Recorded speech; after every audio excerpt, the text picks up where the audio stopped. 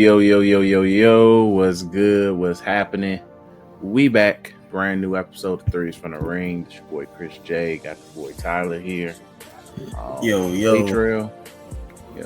So Daytrail, he's gonna sit this one out.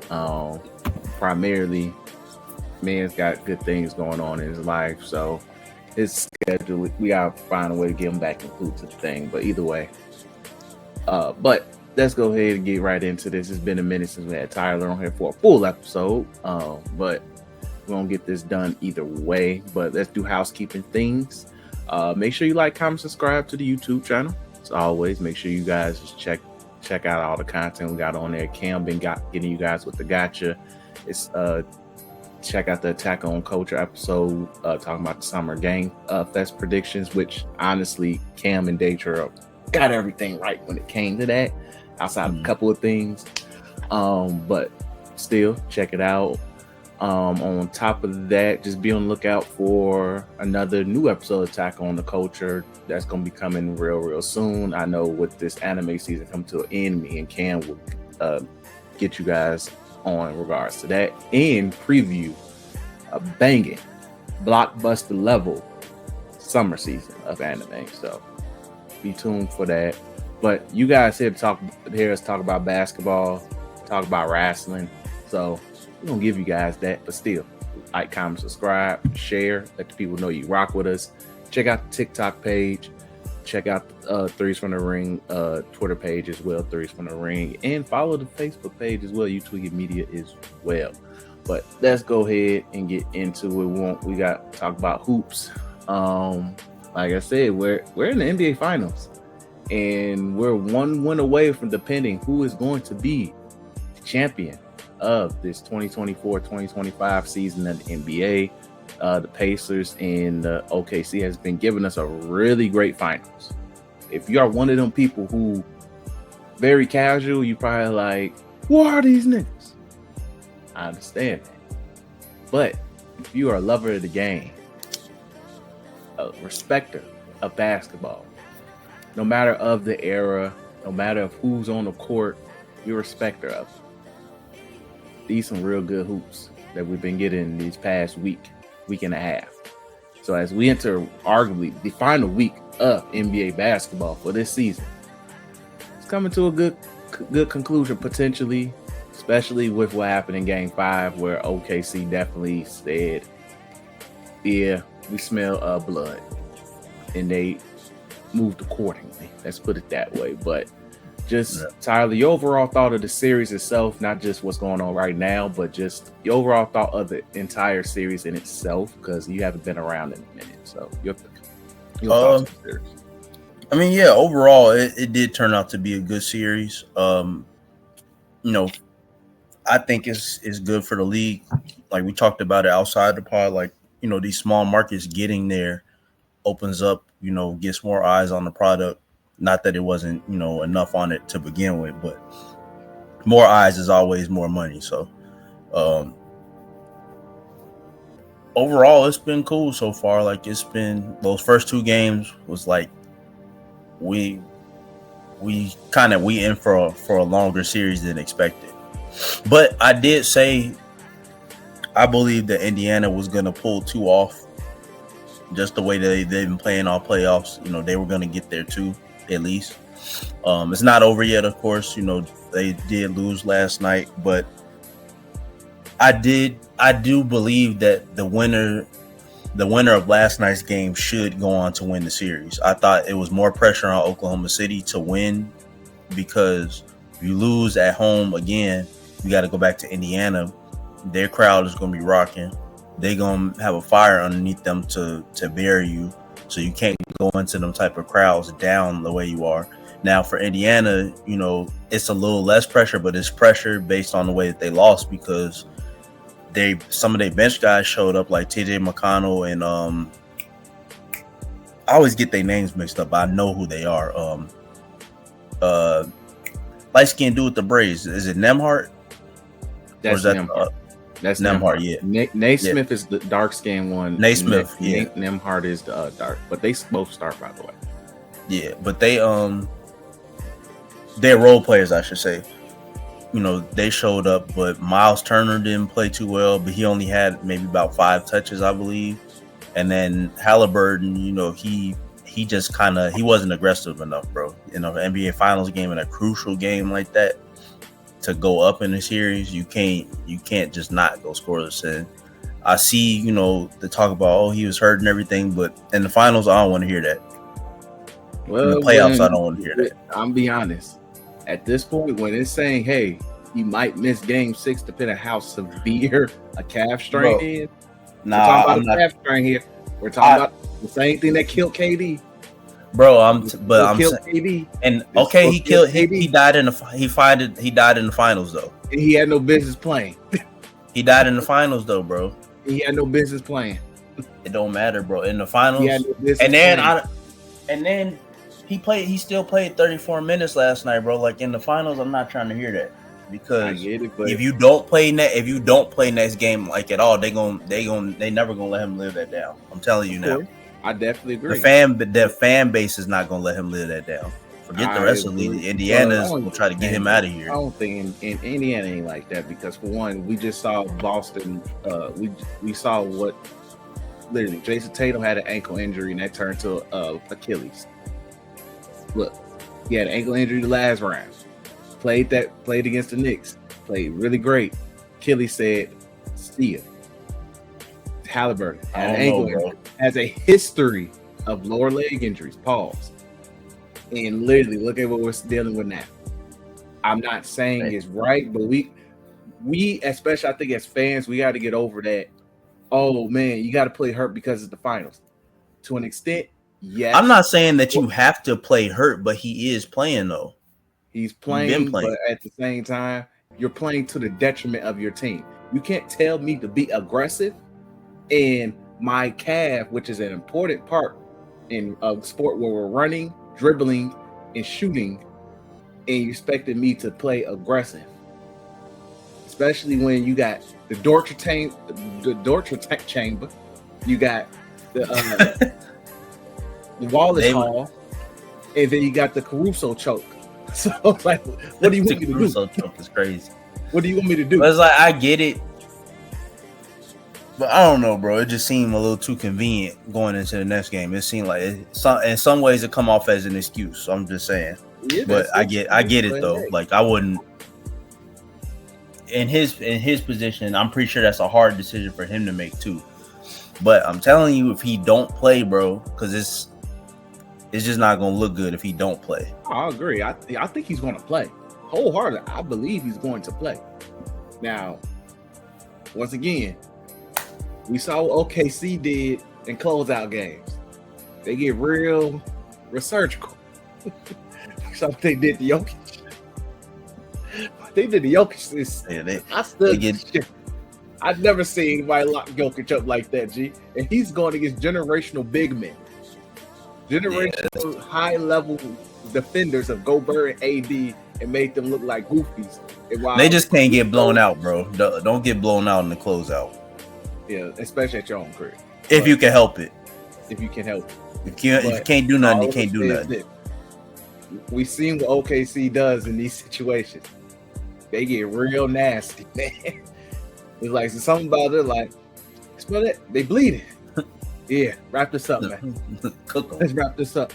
Put them in the broiler. Exactly. But overall, like, just my thoughts on the entire series. Look, both me and Daytra said OKC in 5. To the state of Indiana, I apologize.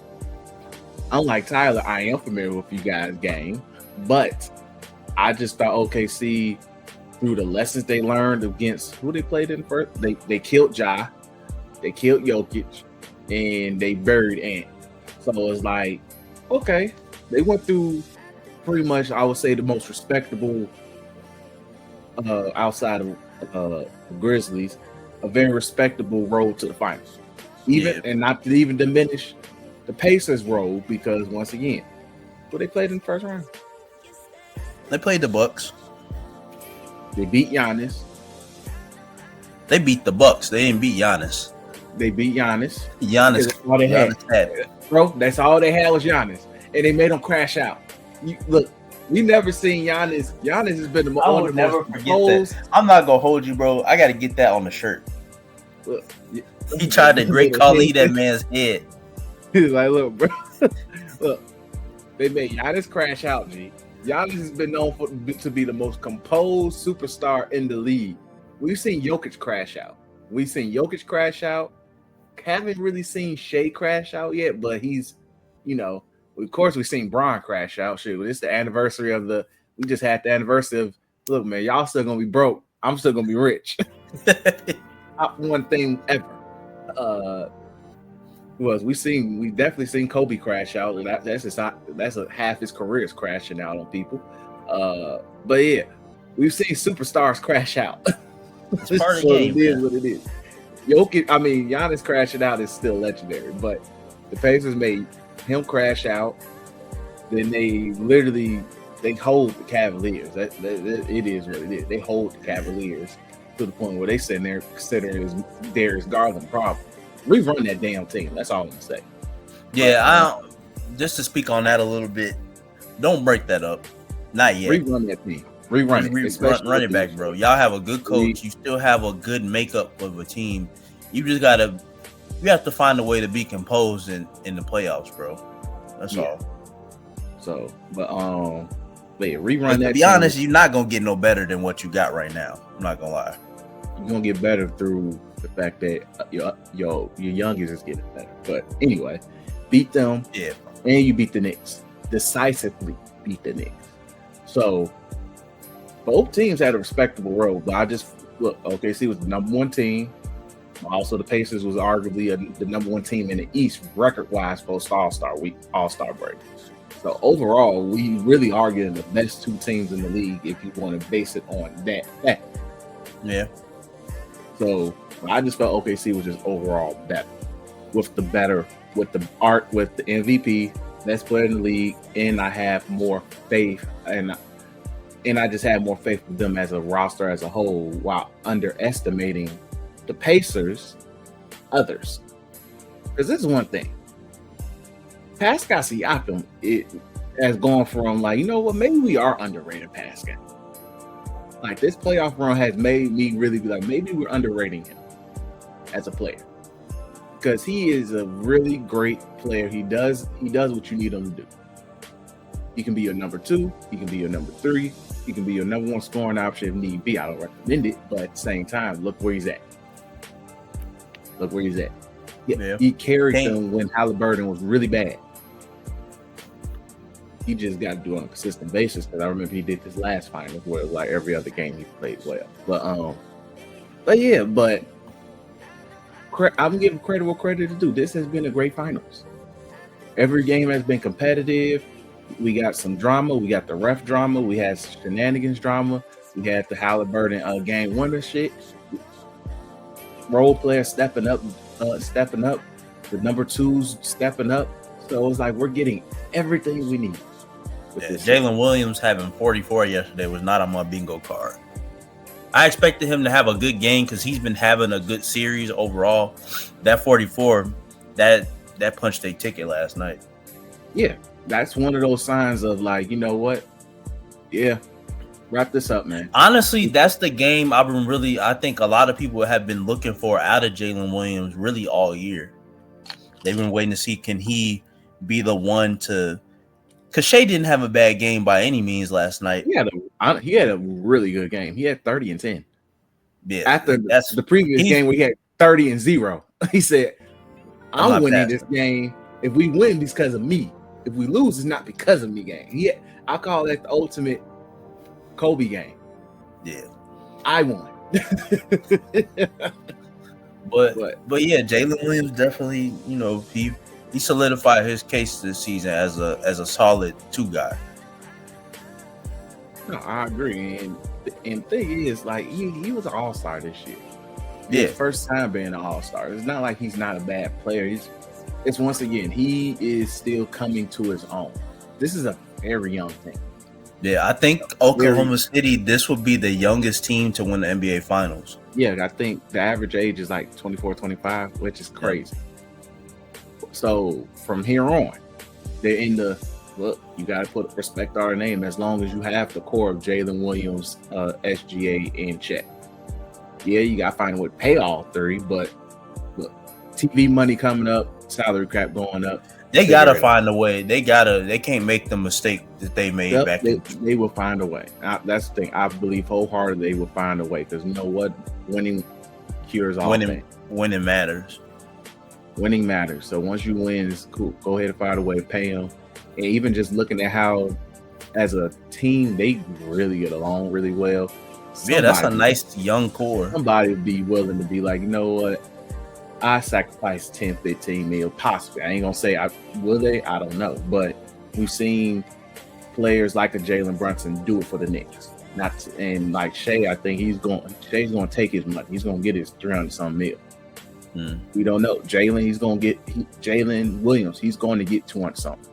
Chet, if he gets some accolades, he's going to be in that 200 mil conversation. So it's going to happen. It's just a matter of, hey, look, figure it out. Time. And plus, you have infinite numbers of draft picks. So it's just a matter of, and you have a history. They got so many draft picks. So it's a matter of what as you guys age, we'll just try to keep you guys keep it young around you, which is very wise and really good. So overall, this has been a good series. It's just with Game 6 pending. I believe tomorrow. It's either tomorrow. No, they will play again Thursday, because they're playing every 2 days. So they skip today, skip tomorrow. At some point, they do fake change it though. I think. Let me just double check. The 19th. Oh, yep. Yeah, you're right. So they play Juneteenth, Game 6. Hey, look, make it happen, G. If it's OKC, make it. All I'm saying is make it happen. Make it happen. Like I said, Halliburton. He's wounded. He's wounded. Siakam, he had his great game. So based on the cycle, he might not have another great game. PJ McConnell game was wasted. So with that said, finish it. Yeah, you got to. Unless the league just says nah. But let's go ahead and move on. We're going to quickly talk about Desmond Bane getting traded during the playoffs. Once again, I was talking to somebody about this. Why we announcing trades during the finals is insane. Yes, the draft. Yeah, I was thinking about it. Like, has there ever been like a trade that mattered that happened during the finals before? None that was significant like this. It was probably I really don't remember any trades happening. If it was probably trading draft picks. But even then, to me, out of respect, I would have just waited peacefully until like the finals. And they traded him on Father's Day, man. Which is kind of crazy. I don't know if he got kids or not. But either way, Desmond Bane was traded to the Orlando Magic for one KCP. KCP. Cole Anthony, and 4 first-round picks.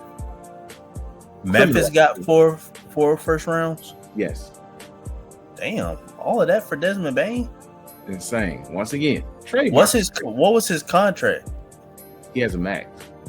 And no disrespect to Desmond Bane. Max, but it's at least now I would say it was like less than a max, but it's a max level, but it's like not borderline. Now will be borderline max. He's still getting like $200 million, I believe. Let me just double check the contract. I'm about to look it up. Yeah, no disrespect to him. It's just some trades when you see how much they're giving up. It's under $200 million, actually. 4 draft picks, KCP and Cole Anthony. Hey, look. The draft picks, I definitely see how Memphis would be like, heck yeah, let's get the draft picks. Exactly. If you're offering it, it's just, once again, this screws up the trade market, because I'm a team like the Suns. Oh, Desmond Bane got commanded 4 draft picks. Yeah, we're gonna need that for KD. Yeah, and at first you wasn't gonna get nothing like that for KD. Exactly, because once they were super down. Because the Luka trade kind of set the bar. Yeah. Like they got one first, but the Mavericks also got one first round pick plus. And the league gave them the number 1 pick. That too, but that's a different subject. But in terms of that trade, Anthony Davis, who's arguably a top 10 talent when healthy, and a young 3-and-D player in Max Christie, and one first round pick at that. I like literally that to me is he could have got more, but in terms of the first rounders, but value wise, it makes sense. Yeah. Desmond Bane is like, once again, Mikal Bridges and the GOAT trade kind of really broke in terms of like how people just view first round picks. That's just like, here you go. But either way, I like the trade for, honestly, the more I think about it, I like the trade for both teams. Yeah, like it's not a trade that doesn't make sense neither. Yeah, definitely a trade that makes sense. It's a trade that makes sense for both teams. I still believe the Magic need a point guard. Like overall, you do need a point guard. But Desmond Bane, he is like a shorter version of KCP, a shorter and younger version of KCP. So, and who has playoff experience as well. So, and I like him in terms of like, okay, you're younger, still play a little faster as well. You're not losing much on defense. You just still need a point guard, like a playmaking based point guard. Once again, there's not many of those in the league.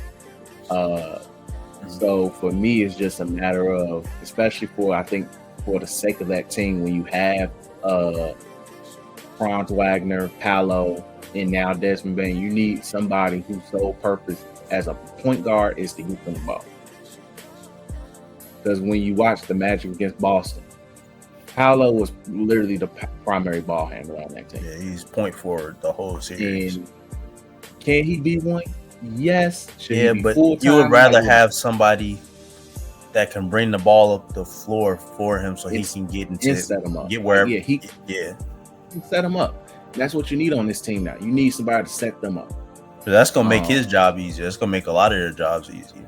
Agreed. So I think if they could find somebody who can play that role of, and once again, it's not really many playmaking point guards in this league. Yeah, the ones you really want are locked up. Exactly. Lonzo is an option. I would say Lonzo is an option, but also, do you want to deal with Lonzo's injury history? Yeah. Who else? My man's who I'll call Chris Paul and see if you want to come over there for a year or two. Hey, come over, retire over there. They on the verge of getting KD, bro. He finna I humbly decline. I'm trying to get this chip. Hey, look, you'll see, but I think he's a free agent this summer too. He is. I think he can opt out, or he can just peace out. But I would try to entice Chris Paul and be like, hey, look, teach these dudes how to win. Teach these young dudes how to win. All you gotta do is give us 20, 25 minutes, start at point guard, and you good over there, bro. And I think that would be huge for him. But yeah, if you can get Alonzo Ball, Chris Paul, what's my man's Tyler Jones, Tyus Jones? Tyus Jones. I was just thinking about him. He's still with Phoenix, right? I don't know where the hell he is. He can go over there. Yeah, Tyus Jones the fit. You just need a point guard whose sole purpose is set up the tape. That's all you gotta do. Set up the tape. And I think it will massively improve the Magic. I think like I said, they were still a good team. They were one of the better teams this year before Paolo before both Paolo and Franz both had the same damn injury. Yeah. And lost like back to back. So I think they can be a good thing. I mean, a great team. It's just a matter of health. Just getting the right piece to lead the front. Pretty much. That's all it is. And then for the Grizzlies, I feel this is a great trade in a way because, you get, like, once again, CJ McCollum. You won't see basketball happen for how you did this CBA. But you get out whatever cap apron straps that you was dealing with. Great. Lovely. Cool. Then, my still issue is I just don't like Jaren Jackson III. I felt he should have been the one to be traded. That I think that can still be in the works. It could be, or you just keep him because once again, he in this era where you need a defensive big, or at least a big on your team, and, or like plus they already running the at least somebody that's gonna be a presence. Yeah, you already run the twin bigs with Edie and him. Even though Edie, I don't know what the hell he did with his ankle because they said that man's ankle got to get restabilized. And I was like, what? But I wasn't big on him anyway. He was solid. Like people forget he was a rookie this year. He was solid. He did his role.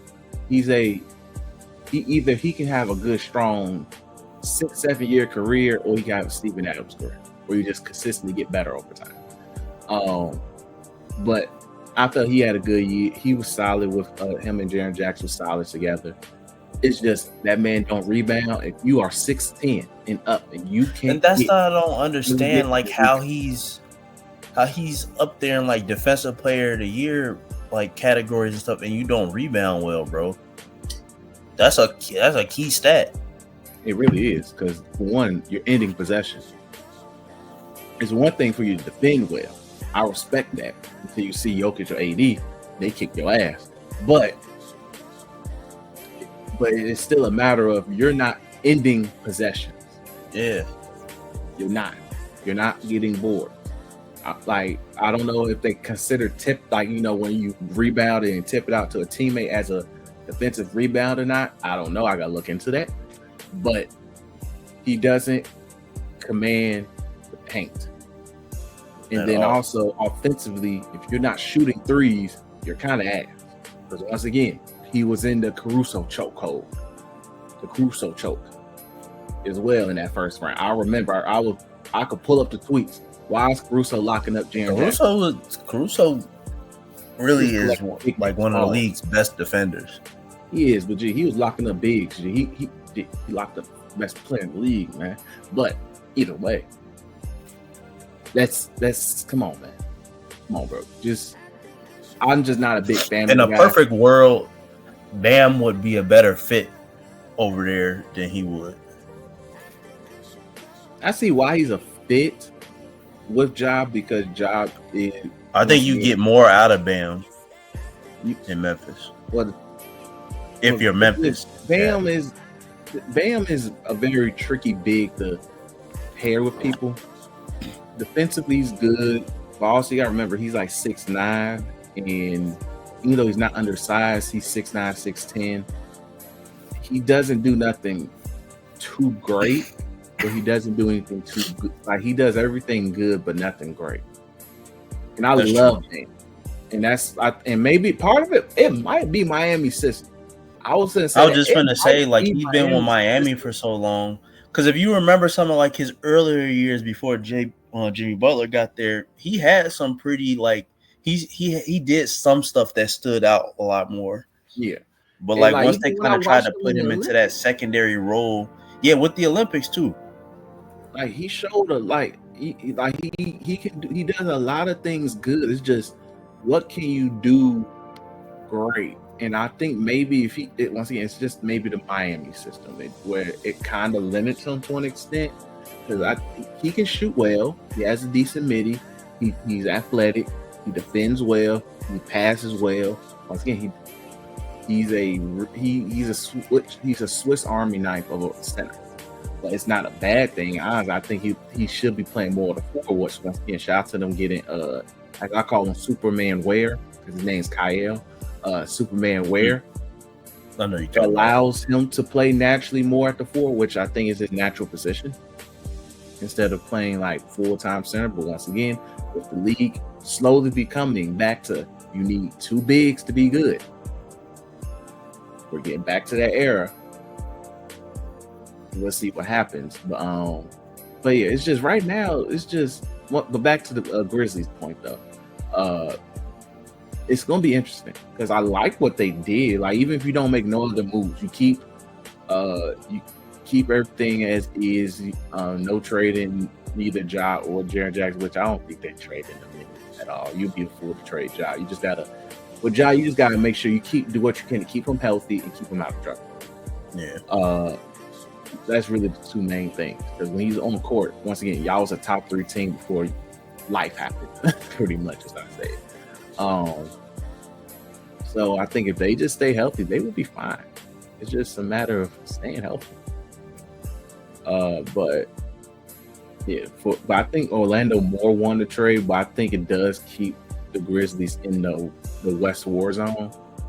Because KCP, solid vet, very mature vet, and I think KCP's the ideal vet to have with Ja. Because KCP had his issues in the past. Remember, the man played with a house arrest anklet on. Legend. In LA. So he had his time where he was wilding. That's a good vet to have around Ja.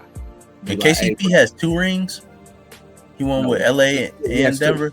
Yeah, LA and Denver. So he's got the experience that you want to bring to that team. Yeah. So he has the experience. He has championship experience. You're bringing that into a place, especially with a young guy like Ja, who's really working on still redeeming himself. So I think that'll be a good person to have around in that team. So I'm not mad at it in that sense. And then Cole Anthony is somebody who Daytra is high on. He's good, but Daytra is very high on Cole Anthony. And I think Cole Anthony is somebody who is a good guard to have come off your bench, and then you can pair him with Ja in like certain points in the game for him to let Ja play off ball a little bit and let him run things. So it's a good trade for both teams. I see the why, and plus you got most tools of first round picks that you can use if you want to try to trade up for somebody who might become available down the line. So we'll see what happens with that. But shout out to both teams. I ain't gonna worry about the KD sweepstakes. It is what it is with that.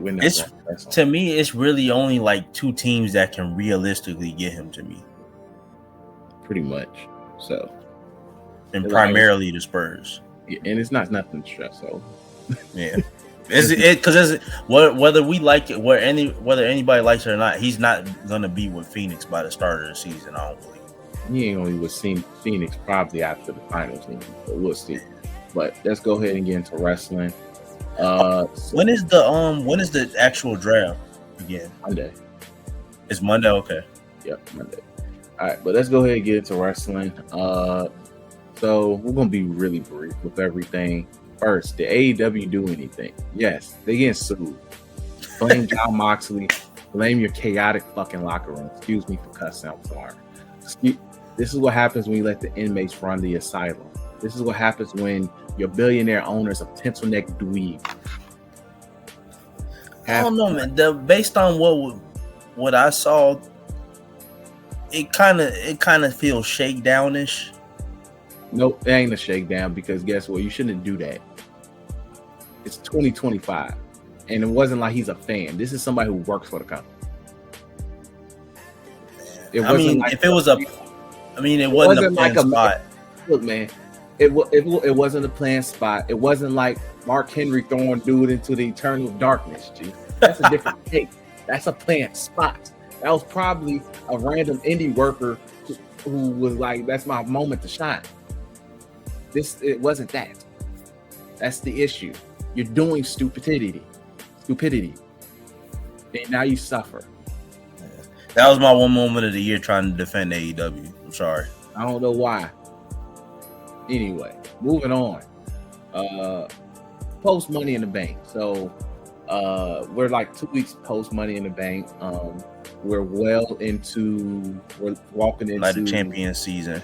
Night of Champions, which after that we're going straight into where the women are getting prepped for Evolution, and also we have Saturday night's main event. So let's say, when is Night of Champions? Because I forgot, because too much stuff is going on at one time. Yeah, that's that's what made me forget about Saturday night's main event. Exactly. Night of Champions is the 28th. So 28th of this month or next month? This month.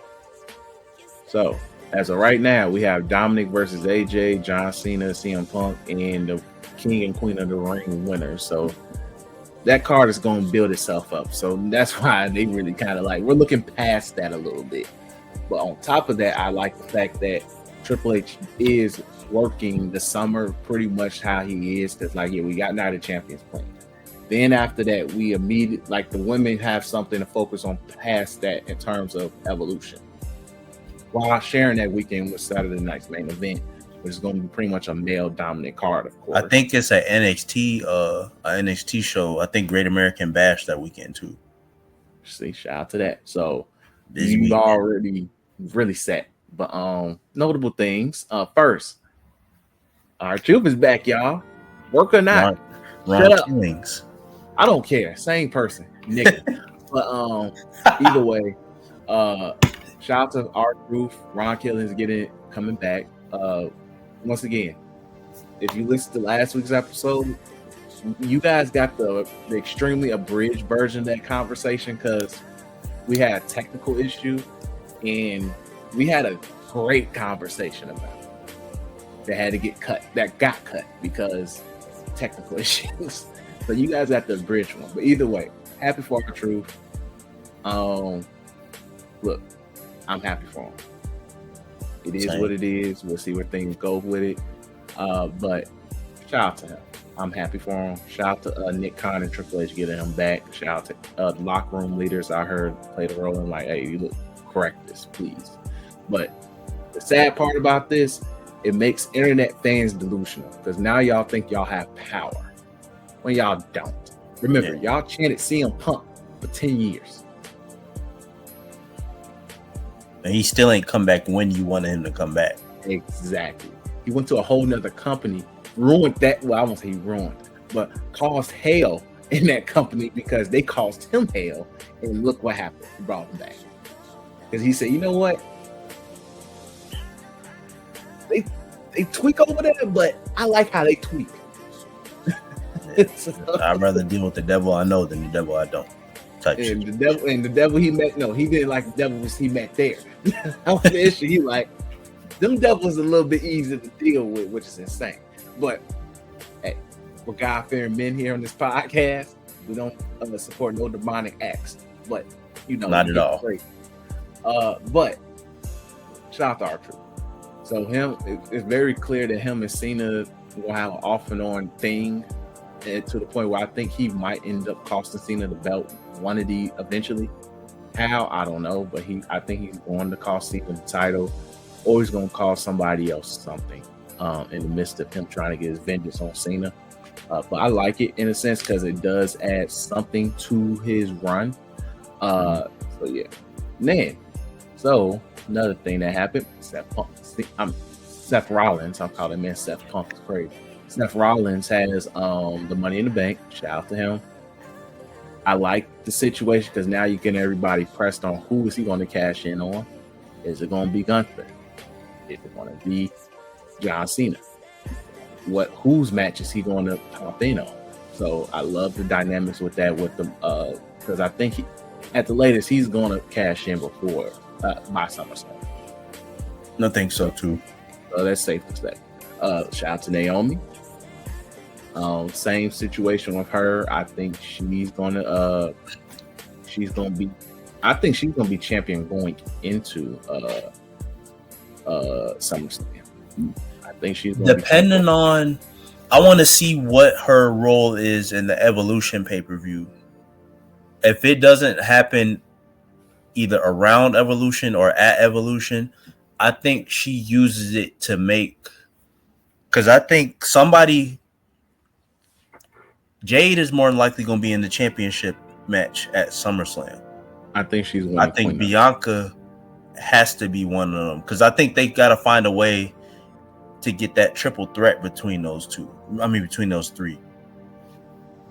So it's a way that it can work. It's different paths for how to get there. Yeah, because Bianca don't necessarily have a path to the championship at the moment.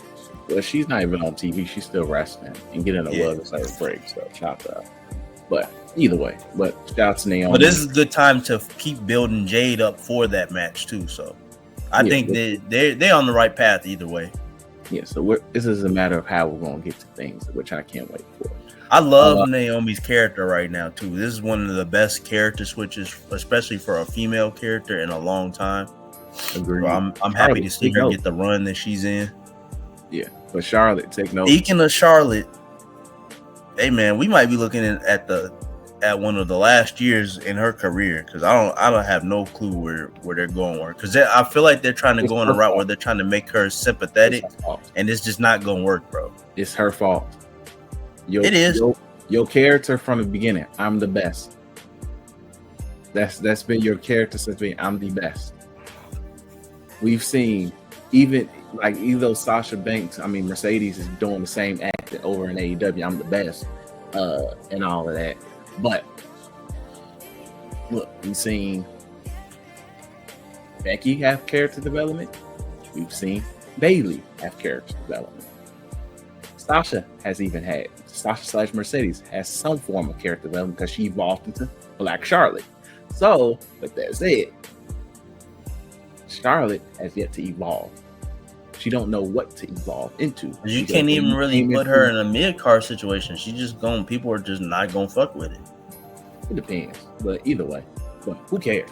But yeah, moving on from that. Other notable things, Cody is back as well, of course. He's in King of the Ring. He's pretty much at this point, we're looking at that. Where it's him and Jay next week in the semifinals. Where you're wondering, like, why is Jay in the King of the Ring? Because Gunther choked that out in front of his son. Told that man, now focus, helping everybody, being friendly. Cut it out. So I'm gonna catch you slipping. Literally caught that man slipping. Shout out to my GOAT Gunther, man. But Gunther has the title again, which leads to this great, wonderful moment. Goldberg back. We got Goldberg back, man. Bill William Goldberg is back on his shirt says one last run. So yeah, so hey, we are in the year of last runs. Goldberg, like, look, man, I just need my one last shot, man.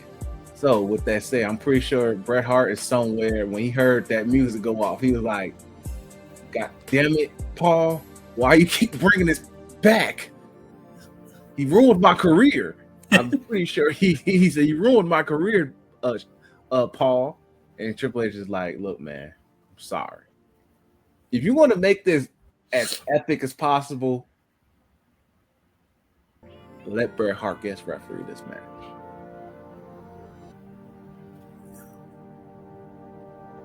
I'll be here for it. Whatever, and what he could be there in whatever capacity. I agree. I just need to see him stare at Bill the whole time and see the hate. He's not even focused. He's not even focused on the. He's just looking at him like.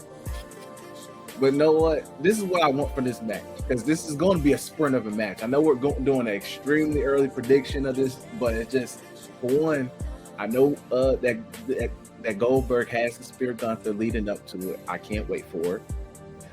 That's going to get an insane pop. But also, I can't wait to just hear Gunther just emasculate his career in the most Gunther fashion. He's going to be like, yeah. You ruined careers. You gonna call that man a fraud? You ruined careers. Each time your last final matches were horrible.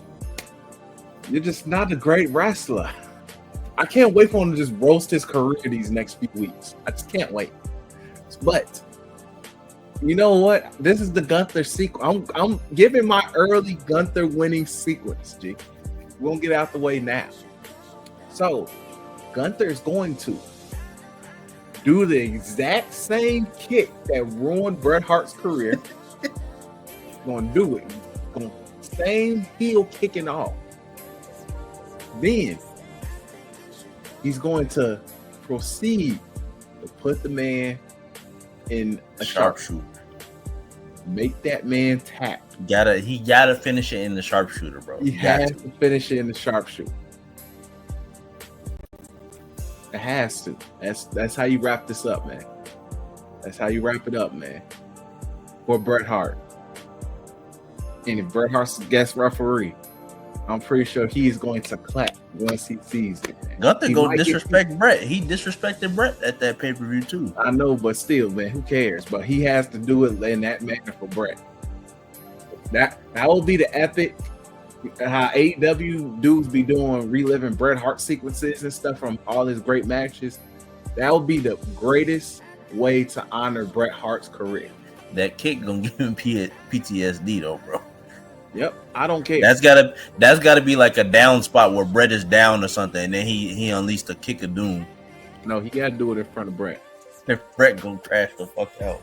I don't care, but I need that. I need that kick with the sharpshooter sequence. It has to happen. It has to for the culture. It's gotta be splash. This clip. I need this to happen. I need it, bro. Please, bro, and give me the credit. Say Chris J for you when you before you do the twist, the spin into the sharpshooter. G, streets need it, man. But yeah, but your thoughts on this and people's annoying reactions? I mean, we've been seeing it coming. And Goldberg even said, like, I'm having my last match this year, whether y'all like it or not. So get ready.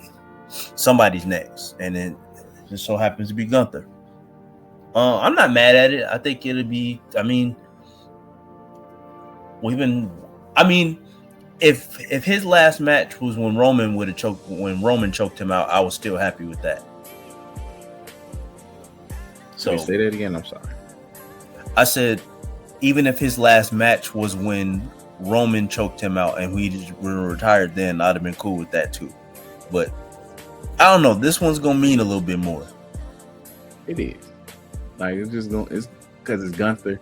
But Gunther also carries this version of Goldberg to a great match. Go. Got to crown him. We need to crown him. And what people don't realize is this match is happening. No, it's happening in Atlanta. So he's getting sent home at home. Yep. So enjoy. It's a good send off. It's a good send off for Goldberg. And I kind of do like to see certain legends get their last one out, and it's in good taste. And I think this will be in good taste. Exactly. Like Gunther's is arguably one of the best male workers out here. So, and I feel like I'm glad he's getting in with somebody who's like, you know what? Let me have this moment. So shout out for that. But that's really it. Another thing, just to wrap this up, Rikishi, you are a diaper, bro. You're a diaper. Stop reacting to dirt sheets. Stop overreacting. Your son is one of the most over people. Him and Roman's feeding the family, bro. Pause. Literally. So, with that said, shut up.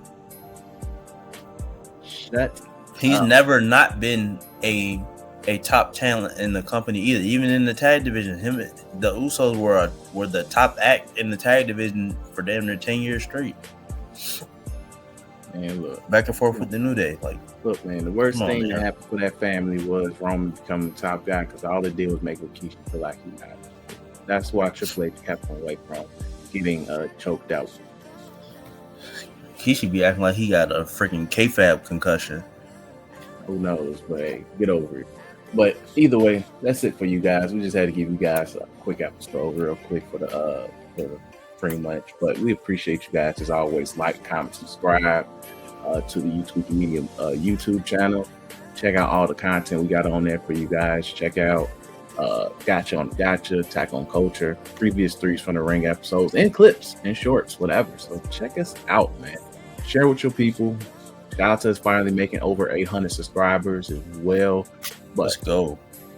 But goal is to that 1K. So let's get there. Please, let's get there. But thanks for watching.